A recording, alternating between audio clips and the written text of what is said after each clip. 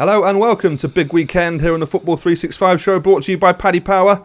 It's a brilliant round of fixtures coming up, I think. I think we've probably got the biggest game of the season so far. Brand new leaders at the top of the Premier League, and at the bottom of the league we've got a team that have finally won their first game. I'm Mark Smith, I'm your host. I'm here as ever with Sarah Winterburn. If you like the show, don't forget to like and subscribe and press the notification bell. This is Big Weekend, brought to you by Paddy Power. Right, Sarah, let's start with not just the biggest game of the weekend, but the biggest game of the season so far. There's no argument, is there? Liverpool versus United, brand new leaders at the top of the league versus what were the favourites for the Premier League.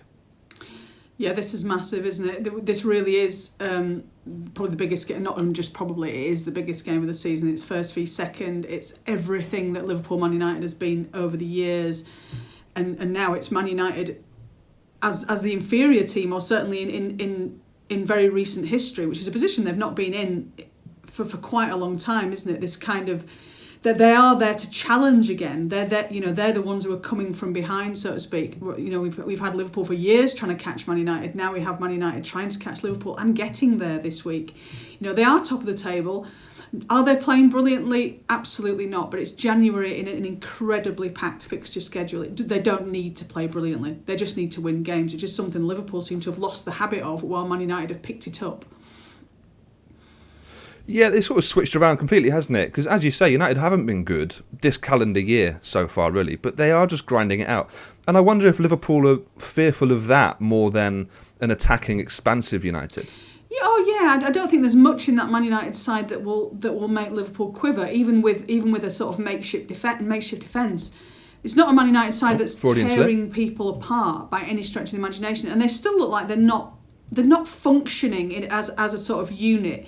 And United kind of haven't looked like that at all for years. You know, they don't look like this kind of cogs that are moving together, a mechanism that's very smooth, you know, in the kind of way that we've seen from Liverpool over the last few years, where you kind of knew, you know, they knew what they were doing. You kind of looked from the outside, you know, you knew it even when it was back in at fullback. You knew how that move would end, because we all became familiar with how Liverpool played.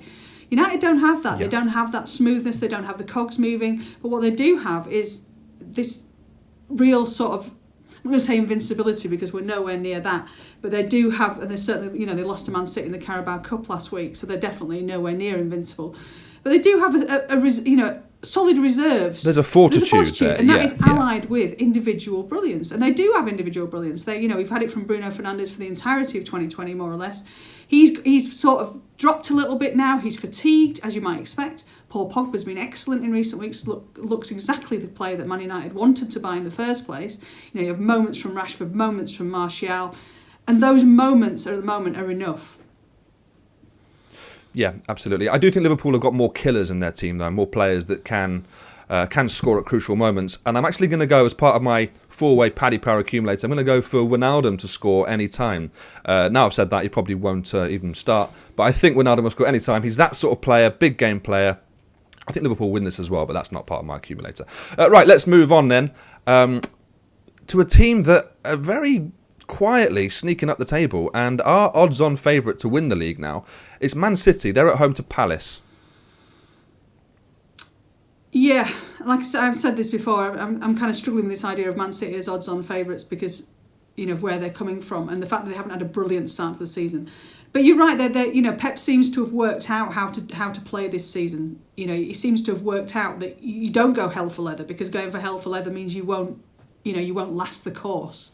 You know, so they are playing a slightly more circumspect style. It's not got that sort of, you know, there's not that fear factor anymore. They're not going forward in droves like they used to do. They don't feel like they're going to overwhelm people or steamroll people, but they do like they've worked out a way to play in this particular season, and that might just be enough.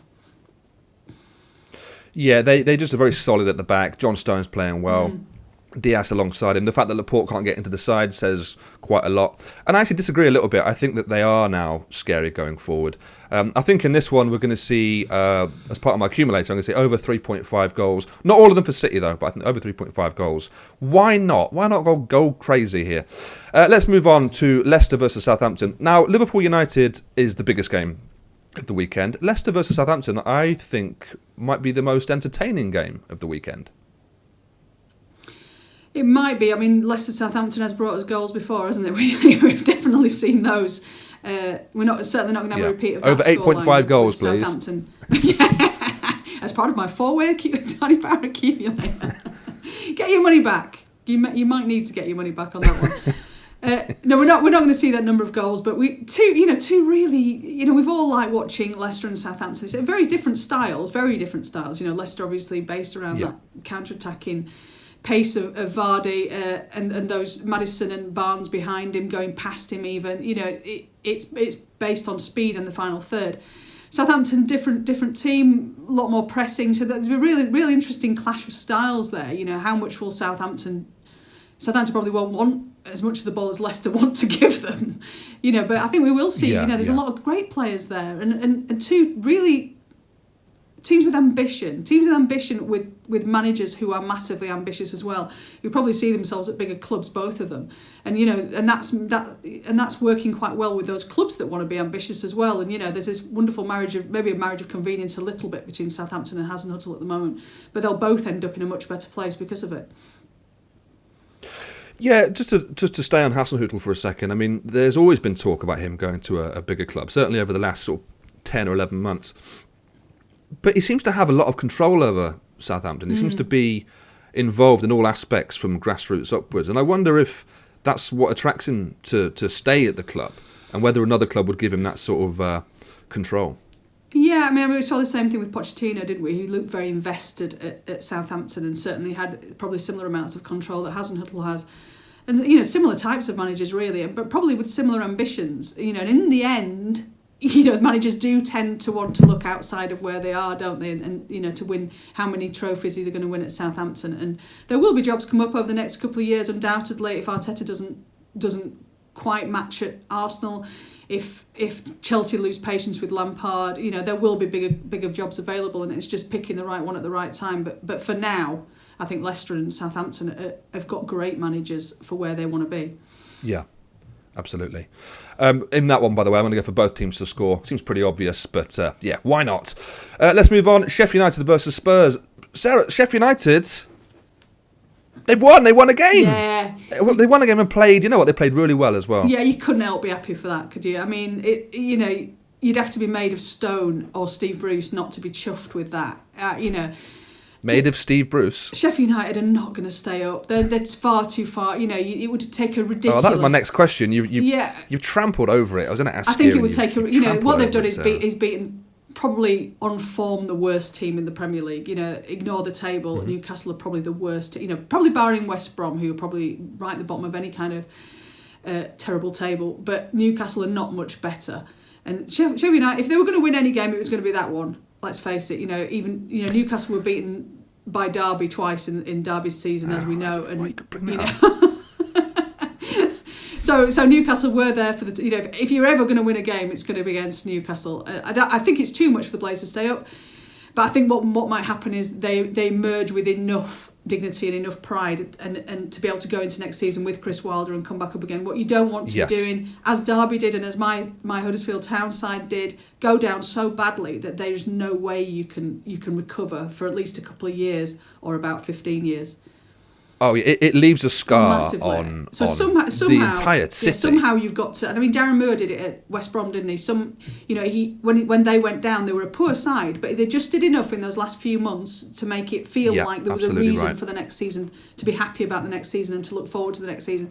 And that's what you need to do. And I think Sheffield United are more than capable of that. And it was great though, wasn't it? And Billy Sharp.